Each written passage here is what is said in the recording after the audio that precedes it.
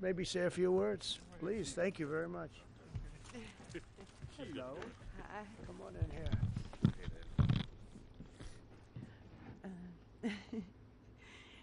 here. Whenever it started, we started moving our vehicles to the top of the road, and by the time we got the vehicles moved, the water had already hit our ankles in the house. And so I grabbed my purse and my little pug dog, and my husband grabbed the dog food and put it in a trash bag, and by the time we got out into the driveway, it was already waist deep, and there was sticks and that kind of thing. I didn't think I was going to make it, but we did make it out, and we made it to the top of the road, and we were kind of stuck there for hours because we couldn't get out any of the ways because it was flooded all the way around. It took us hours, and we sat there, and finally it receded enough to where we could actually get out. It was probably like close to midnight, and it started like 5-6 o'clock in the morning. We just lost everything that we had. Didn't even have a brush for like 3 days. Come on over. Thank you. Okay, good. Would you like to say something with that beautiful baby? So, hey. So when the hurricane storms hit North Carolina, hit our home, my daughter and my wife and I were actually out of town. But unfortunately, my dad was still at home, and my mother was staying at our house with our animals. And the waters got so high that it actually lifted between that and the tornado that came through, or microburst is what they've been calling them, and lifted his home and the house that I grew up in and crashed it into our barn. It took away his business. It took away all of our tools and tractors and everything needed to keep the farm going. And my mother was trapped in the house, and there was no way to escape because the water got so high. The only thing she could do was ride it out and wait till the waters came down. So we've been doing a little bit of battling with our insurance and FEMA. We did have proper insurance with flood insurance and homeowners insurance, but since we had proper insurance, FEMA's not been able to assist us with a whole lot of things. And again, we've been having some issues with trying to get some payout for our insurance in a timely manner. We had to do mold mitigation on our home, which is extremely expensive, before the structural engineer even came out in order to get our flood payout. And to me, that was not really acceptable. Has the insurance company been responsive or not really? Not so much. Again, They give you the money they have to give you? I'm hoping so. And we need some assistance with that. We reached out to an attorney. What's the name of the insurance company? North Carolina Farm Bureau. You got them moving, right? Yep, That's terrible. that's what we're after here. Are a lot So of people having that problem too? With the insurance companies, general? Different insurance companies? And they're all difficult, or just the one particular one? I've heard different stories from others, and Have a you lot heard of folks some are. more responsive? And I've heard some good instances of even Farm Bureau themselves, but in my case, they'd send out a third-party adjuster immediately. Well, they wound up firing that third-party adjuster group. He gave us a quote for a much higher estimate than what we And received, you got fired? and then he got let go. Yeah, he got fired. So then they brought in another third-party adjuster to come in and lowball us. We've not received any kind of, so the flood insurance is our primary insurance, and so there was roof leaks in the home that the inspectors found, the adjusters.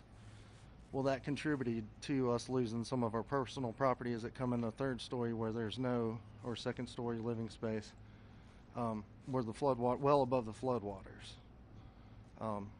So they've neglected us for. Was your mother saved? Yes, she's saved. So Yep, you wrote her there? she's right here. Oh, good. Okay. So we made it. That was not exciting, right? That's right. How scared were you? Very. Did you think you were going to make it? No. You didn't think so? Nope. I just started praying. So you were sort of on a boat. Your house became a boat. It's a big pontoon. That's some story. It was a Would you beach like to house say something? on steps. I'll bet this guy would like to say something. I can tell. I was next door to the house, and my son was out of town, so when he came in to Charlotte to my sister's, he called about 2 in the morning because at midnight the water was still in the stream, within the banks. So when he called, the water was coming up, so I started moving vehicles up to about 5:30 in the morning, and she was in the house, and I pulled up to the steps and I said, hop on the fender and I'll get you out. Well, he built a beach house on stilts, 5 times higher than the floodplain. And she said, well, he said I'd be okay. So I'm staying with the dogs. So I went to higher ground with some vehicles, hers included, and the water covered everything. But I'd already seen it come around both sides of my place, so I got my blind and deaf dog and a bag of valuables and took up off the side of the hill behind my house, and then was heading to the cemetery back there because I knew it was open, because there was trees falling and uprooting. It was raining. You never saw anything like that? No, I've been through floods There's never been anything. all my life around there. Never nothing. Never been anything like that. Mm-mm. But you're okay, right? Yep. House destroyed. Yeah. Well, we're gonna help you out. We're gonna help you out. Appreciate it. Okay. Thanks for being here. Anybody else? You guys okay? Our day that morning began a little taller with some trees falling into our house, which our house is goes back 4 generations, 80 years, and never came close to flooding. And we woke up with trees about 4:30 or 5 in the morning, and our house sits 3/10 of a mile back off the road, and the water, we've had flooding and such in the lake, but nothing like we saw. And like most everybody else, we moved 5 vehicles this far up, and lawnmowers and everything else, and the water started coming in the house. And when it got up to about ankle high, we have a loft. I got her up in that and tried to gather what you might want, which was totally random. And when it made it to the loft and started getting up to about her hips, I built a little makeshift ladder, and we got out on our roof. And we spent 4 hours on the roof. I had a little baggie. I did notes on my cell phone to my 2 kids and my 2 grandkids, and something to identify me in case we were lost in it. Did you think you were going to make it? No, we're. Oh, you didn't? Yeah, we didn't think we were going to make it at all. I mean, our house was 25 feet underwater. So you didn't think you were going to live? No, we were watching houses, trailers, bodies coming by us. And we lived in the Azalea Road area in East Asheville, O-Team. Yeah, we watched our garage float by. You just lift up? Yeah. But, we got to a point where it crested about 4 feet up on the roof. We took about 3 or 4 hours for it so we could kind of do everything in reverse, and got out in the mud to higher ground. And I got out higher ground up to a subway and got over to her daughter's house, where when she saw that I didn't have her, she lost it. And I was like, she's okay, she's alive. And we tried to make our way back in there and gather things best we could. But, found a body right away. There was about 8 bodies in our area that first 2 weeks located. And we were lucky we weren't one of them, and blessed. But like other people, no insurance on flood insurance, so we had to depend on FEMA. They did what they could do, and of course it's not enough. Yeah. Yeah, that's crazy. But again, we're thankful to be alive, but it's a long haul. What are you doing now? Staying in a camper. I've never been, if y'all notice, I'm a big guy. I don't sleep in campers very well. And the first night we spent in the camper, very grateful with the Asheville Dream Center coming through with one. And Do you still have the land? Oh yeah, it's family land. Yeah, the land, it looks like a beach now. It's sand, but Yeah. Can it be built on? yes, Do you intend to do that? yes. You want to build again? Yeah, Samaritan's Purse. We're working with them. We're working with people. It's 80 years, 4 generations. But the house is totally gone. No, the house is there. They It's down to gutted yeah. it They to came just in and mudded it, rafters. but everything in it was completely destroyed. But yeah, it's tough. I think we're at a point in Asheville where people's forgot about Asheville, and it's stagnant. Everything is stopped. You know. Yeah. Thank you, sir. Appreciate that. Thank you, Jack. Thank you. Thank you. Please. I'm Pastor Nick's, our church right down the road. We had only purchased in May, and it's a big church. We're a small congregation, and I had people say, "What are you going to do with this big building?" And I said, "Only God knows." And we had our dedication, and the storm came the next week. And the outpouring of people, my son brought the first load of supplies, and from there, I stayed there for about 3 months. I slept on the floor for about 3 weeks because the need was so great. The people were so devastated, and I said, I want to be here for them. And they were coming in just day and night, so there's really no need for me to go home. But we had people from Kentucky, Tennessee, Texas, Indiana, Oklahoma, people from all over. We have not received any help, like from the government or anything. But I said, Lord, if you want us to do that, people So they came from all over the states. But FEMA did nothing. It was No.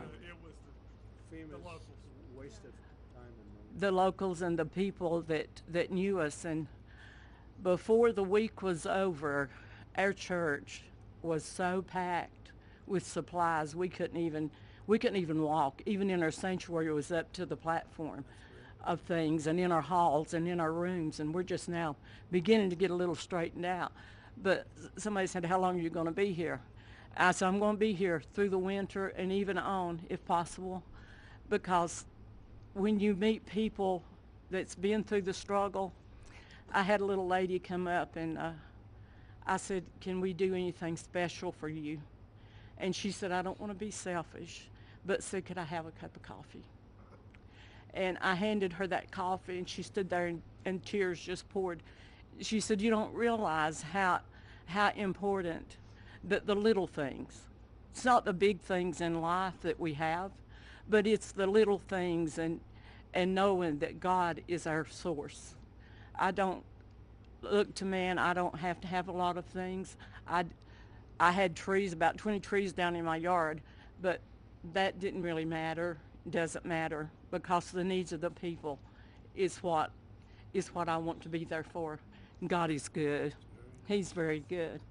And my daughter now, her house is really in bad shape, and I'll let her tell you about that. But thank you, President. This is our president. We appreciate you so much. I live out in the Fairview area of North Carolina, and near the Back Cave, Lake Lure area. And our area was hit. It was hit really hard.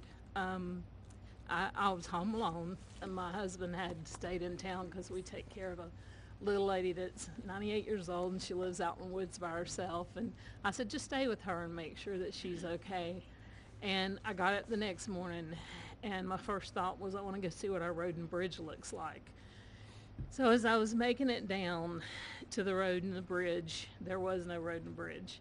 And so, here we are, we're like at a little island, we can't access the main road or anything. And then the fire department came by the next day and said that they were evacuating me and my neighbor because a landslide was going to come. And they told me to get my stuff and get ready. And so while I was getting my stuff and getting ready, there was a knock at the door, so I thought it was the fireman. And I went to the door, and there stood my 21-year-old son. His name's Nathan, and he had drove as far as he could to get to me, but he hiked 5 miles, and it took him a really long time. And he got there, and he said, Mom, grab a bag, we gotta go. And I said, son, there's no way I can hike out of here. And he's like, no. He said, we gotta go. So we started hiking out, and I seen one of my neighbors who she had no clothes on. Her skin was like chunked up. It was just, she was blue. She had been in the waters, and where she had went or I don't know, but it horrific is just all I can say. But then as me and my son hiked on out, we went through where this place, we call it Craigtown, but there were like a lot of family members there that passed away, like 11 of them, and there were people out everywhere looking for their loved ones, and there were dead bodies. You know, my son's like, Mom, you're going to see things you don't want to see. And so anyway, we got through all that, but I stayed at our church in our sound booth. My husband and I, we just slept up in the sound booth for a couple of months because we didn't have power or anything for about 2 months out there. And then we went back. I've been fighting with FEMA since day one. Our community, there's like 32 homes. We don't have a road and a bridge. We're driving through our neighbor's property. You know, I went to EMS and I said, look, my concern is if we have a fire or we have an emergency out here, you're not going to get to us. You can't get those big trucks up here. And I've called and called and called FEMA, and you know, I said, this happened on September 27th. That's 4 months ago. Well, for us today is still September 27th. You know, we haven't had help. And so when I talk to FEMA, I'm explaining the road and the bridge, and they send me a letter that tells me to basically fix it and send in my receipts, and they'll refund me some money. I'm looking at a road and bridge that honestly, the bridge itself's probably going to be $300,000, and the road could be close to that also, because the community has to have big boulders brought in. We're not a rich community. We can't fix it ourselves. You know, it's just, and as far as like house repairs, I'm still pending. I can't get money from FEMA until I fix the road and bridge and send in my proof that it's fixed and everything. It's been a nightmare, and I totally feel like that we have been forgotten. If it had not been for our fellow American citizens who stepped up to help us, I don't know what we would have done. I have 5 neighbors around me who completely lost everything. You know, I have damage to my house, and I don't feel entitled. I'm embarrassed to even say I need help, because, you know, and sometimes there's even that survivor's guilt is what they're calling it, but you feel guilty to even be alive sometimes. You know, when you look around, you see your neighbors that are gone, and it's just, you know, we need help. I wrote a letter to send to Congress. You know, I don't understand what's going on. If we can't get FEMA help, then will you guys help us? Will you step up and be our fellow citizen? Will you step up and be our neighbor and send us something? Help us get our community back. I could go on. It's just I don't know, it's just heartbreaking. I appreciate you. Good daughter you have, huh? Good daughter. Take care of Mom. And your son must be great. My son is great. No, he sounds like a real leader and smart. He really is. Hike in. How would you have been if he didn't come and get you? I don't know. I'd just would have been there because the only thing we could do, there was no way to get out there. The only thing we could do is just hike up to the church, the first church that was up there, about 3 miles, to get, you know, maybe what we needed or something. I don't know. He is. Thank you. Well, again, thank you very much, everybody. So we're going to be here. We're going to be working with our congressmen and women, and they're going to do a job. And Michael Watley is going to be very much in charge, and you'll get it done. And FEMA's ready to rock. They haven't done the job because they weren't really told to do the job by Biden. I guess Biden was thinking about other things, wasn't he? But they weren't told. What they did, what the past administration did to North Carolina is a disgrace. So I just want to wish you all well. I was here right after the event, and I couldn't believe it. I have never seen anything like it. I've seen a lot of bad things, but I've never seen anything like it.